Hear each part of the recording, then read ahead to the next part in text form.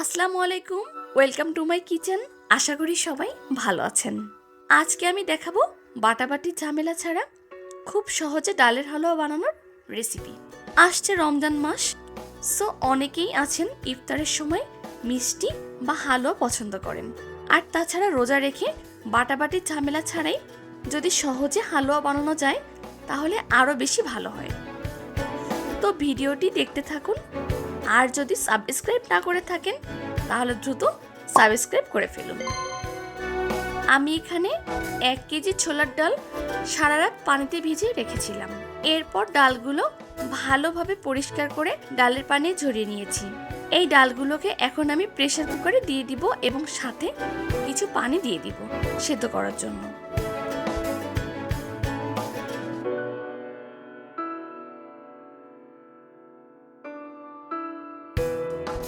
Pressure কুকারে ডালগুলো 5 থেকে 6টা সিটি দিয়ে নিয়েছি এবং দেখতেই পাচ্ছেন ডালগুলো খুব ভালোভাবে সেদ্ধ হয়ে গেছে।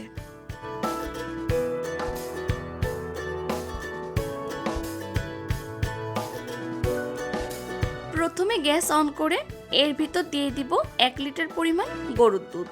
এখানে আমি খাঁটি গরুর দুধ ব্যবহার করেছি, আপনারা চাইলে গুঁড়া দুধও ব্যবহার করতে পারবেন। তবে এখানে দুধটা পরিমাণে বেশি ব্যবহার করেছি, কারণ পরিমাণে বেশি দুধ ব্যবহার করলে ডালের গন্ধটা আর থাকবে না। এ পর্যায়ে চুলার আঁচ মিডিয়াম টু হাইতে রাখবো। এখন দুধের ভিতর আমি 2টি তেজপাতা দিয়ে দিব, খুব সামান্য পরিমাণে লবণ দিয়ে দিব এবং দিয়ে দিব 2 চা চামচ পরিমাণ ঘি। এরপর সামান্য নেড়ে সবকিছু একসাথে মিশিয়ে দিব। দেখতেই পাচ্ছেন দুধ এখনো পর্যন্ত খুব বেশি গরম হয়নি। এই পর্যায়ে আমি আগে থেকে সিদ্ধ করে রাখা ছোলার ডাল এই দুধের ভিতর দিয়ে দিব। অল্প অল্প করে সেদ্ধ ডাল দিয়ে দিব এবং নাড়াতে থাকবো, এতে করে নাড়াতে সুবিধা হবে।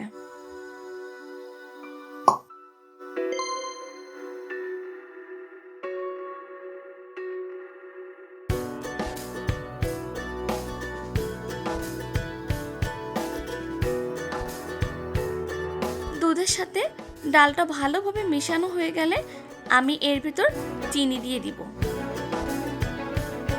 এখানে আমি টোটাল 5 কাপ পরিমাণ চিনি দিয়েছি। প্রতিবারে 1 কাপ করে চিনি দিয়ে মিশিয়ে নিয়েছিলাম। যারা কম চিনি খেতে পছন্দ করেন তারা 3 কাপ চিনি দেওয়ার পর মিশিয়ে নিয়ে সামান্য ডাল হাতে নিয়ে চেখে দেখতে পারেন। মিষ্টি ঠিকঠাক হলে তখন চিনি দেওয়া বন্ধ করব।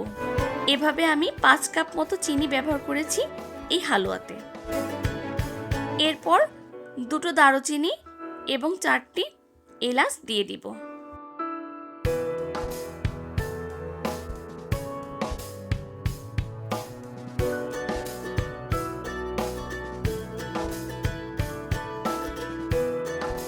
এরপর সামান্য ফুড কালার ব্যবহার করব।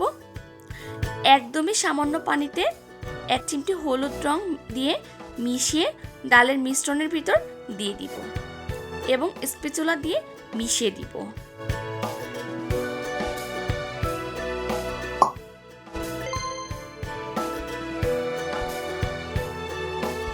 এরপর আমি 1 টেবিল চামচ পরিমাণ ঘি দিয়ে দিব। ঘি দিয়ে ভালোভাবে নাড়িয়ে দিব। এরপর এই রেসিপির শেষ পর্যন্ত হালুয়াতে যে দুধ ব্যবহার করেছি সেটি পুরোপুরি টেনে আসা পর্যন্ত ভালোভাবে জাল দিতে হবে এবং নাড়তে থাকতে হবে। একটা পর্যায়ে যে হালুয়া ফুটতে আরম্ভ করবে এবং ফোটার সময় ছিটতে শুরু করবে, এই জন্য হাতে টাওয়েল বা প্রোটেকশন রাখবেন অবশ্যই। এভাবে শেষ পর্যন্ত নাড়তে থাকতে হবে। দেখতেই পাচ্ছেন অনেকটা চটচটে হয়ে এসেছে। তবে হালুয়া যখন পুরোপুরি হয়ে যাবে তখন শক্ত এবং সাদাতে একটা ভাব চলে আসবে এবং দুধ একদমই থাকবে না, অর্থাৎ একদম শুকিয়ে যাবে।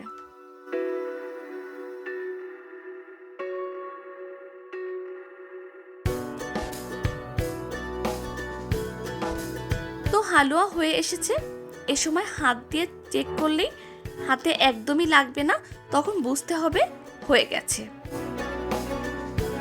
তাছাড়া নাড়াতে নাড়াতে দেখবেন আর নাড়ানো যাচ্ছে না, খুব শক্ত হয়ে গেছে। তখনই বুঝবেন হালুয়া রেডি। তো হালুয়া গরম থাকতে থাকতে আমি ছাঁচে নিয়ে শেপ দিয়ে পুরোপুরি ডালের হালুয়ার রূপ দিলাম। এখন হালুয়া একদম রেডি। সামান্য বাদাম এবং কিশমিশ দিয়ে সাজিয়ে পরিবেশনের জন্য প্রস্তুত ডালের হালুয়া। খেতেও খুব চমৎকার স্বাদের এই হালুয়া, ছোট বড় সবারই মন কাড়বে এভাবে বানালে। তো ভিডিওটি শেষ পর্যন্ত দেখার জন্য ধন্যবাদ। সবাই ভালো থাকবেন, সুস্থ থাকবেন। আল্লাহ হাফেজ।